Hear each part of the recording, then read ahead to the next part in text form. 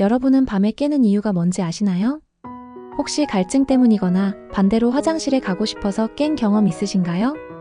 우리가 매일 무심코 마시는 물, 그저 갈증을 해소하고 몸을 유지하는 기본적인 역할만 한다고 생각하기 쉽지만 사실 물은 수면의 질을 좌우하는 숨은 변수이기도 합니다. 미국 국립보건원에 따르면 우리 몸의 약 60%가 물로 이루어져 있으며 뇌는 무려 75%가 수분으로 채워져 있습니다. 이 말은 곧 수분 균형이 깨지는 순간 가장 먼저 영향을 받는 기관이 바로 뇌, 즉 수면과 각성을 조절하는 중심이라는 뜻이죠. 서울에 사는 42살 직장인 민수 씨. 그는 최근 몇 달 동안 깊은 잠을 자지 못했습니다.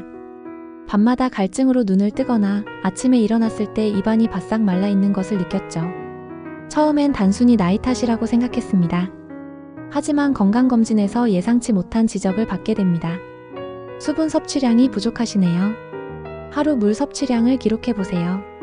그때서야 민수 씨는 자신이 하루에 물을 3컵도 채 마시지 않았다는 사실을 깨달았습니다. 그리고 놀랍게도 물 섭취를 늘린 지 2주 만에 그는 새벽에 깨는 일이 줄어들고 아침에 일어나도 머리가 맑아졌다고 말했습니다. 이처럼 작은 생활 습관 하나가 우리의 수면 패턴을 크게 바꿀 수 있습니다. 2019년 미국과 중국 연구진이 공동으로 진행한 대규모 연구가 있습니다. 2만 명이 넘는 성인을 대상으로 수면 시간과 수분 상태를 비교한 것이죠. 결과는 충격적이었습니다. 하루 6시간 이하로 잠을 잔 사람들은 8시간 이상 숙면을 취한 사람들보다 탈수 상태의 확률이 16에서 59% 더 높다는 사실이 밝혀졌습니다. 연구진은 이를 수면 부족이 바소프레신 호르몬의 분비를 방해해 체내 수분 균형을 깨뜨린 결과라고 설명했습니다. 바소프레신은 우리가 깊이 잠들 때 분비되는 호르몬으로 신장에서 수분을 재흡수해 밤새 몸이 건조해지지 않도록 돕는 역할을 합니다. 즉, 잠을 충분히 못 자면 단순히 피곤한 것에 그치지 않고 몸속 수분까지 고갈되기 시작한다는 것이죠. 미국 스탠퍼드 대학에서는 운동선수들을 대상으로 흥미로운 실험을 했습니다. 한 그룹은 충분히 수분을 섭취하게 하고 다른 그룹은 의도적으로 약간의 탈수를 유도한 뒤 수면 패턴을 비교했죠. 결과는 명확했습니다. 탈수된 선수들은 잠드는 시간이 길어졌고 깊은 수면 단계인 렘 수면 진입까지 평균 15분 이상 더 걸렸습니다. 뿐만 아니라 탈수 상태에서는 심장 박동이 높아지고 체온 조절이 원활하지 않아 숙면이 어렵다는 사실도 드러났습니다. 한 선수가 실험 후 이렇게 고백했습니다. 잠이 얕으니까 새벽마다 깼습니다. 다음날 경기력도 확실히 떨어졌습니다. 이 사례는 수분과 수면 그리고 회복 능력이 서로 얼마나 긴밀하게 얽혀 있는지를 보여줍니다. 그렇다면 구체적으로 탈수는 우리의 잠을 어떻게 깨뜨릴까요? 근육 경련과 쥐. 수분 부족은 전해질 불균형을 일으켜 다리에 쥐가 자라게 합니다. 자다가 종아리에 쥐가 나서 갑자기 깬 경험 누구나 있죠. 두통과 편두통. 독일에서 진행된 임상시험에서는 탈수가 두통 발병 위험을 1.5배 높인다는 결과가 나왔습니다. 두통은 단순한 불편함을 넘어 숙면을 불가능하게 만듭니다. 구강 건조와 갈증. 입안이 바짝 마르는 현상은 특히 코 대신 입으로 숨을 쉬는 사람들에게 흔합니다. 한 연구에 따르면 입으로 호흡하는 사람은 코로 호흡하는 사람보다 42% 더 많은 수분을 잃는다고 합니다. 이른 새벽 갈증. 수분 부족은 새벽 시간대에 목마름 신호를 보내며 강제로 잠을 깨웁니다.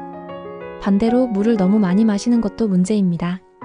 30대 직장인 지영 씨는 건강을 위해 하루 3리터 물 마시기를 실천했습니다. 처음에는 피부가 맑아지고 기분도 상쾌했지만 곧 새로운 문제가 생겼습니다. 밤마다 2~3번씩 화장실을 가야 했던 것이죠. 의사는 그녀에게 이렇게 말했습니다. 과도한 수분 섭취가 오히려 숙면을 방해하고 있습니다. 특히 취침 전 과음수는 노크투리아를 유발해 수면을 파괴합니다. 실제로 일본 도쿄 의대 연구팀은 14명의 성인을 대상으로 수면 자세와 배뇨량을 조사했는데 엎드려 잘 때는 방광이 더 빨리 차서 화장실에 갈 확률이 높았다는 결과를 얻었습니다. 작은 습관이지만 잠자기 전 과도한 음수와 수면 자세까지 모두 숙면에 영향을 줄 수 있다는 뜻입니다. 네덜란드 흐로닝언 대학 연구팀은 MRI를 활용해 탈수 상태에서의 뇌 변화를 분석했습니다.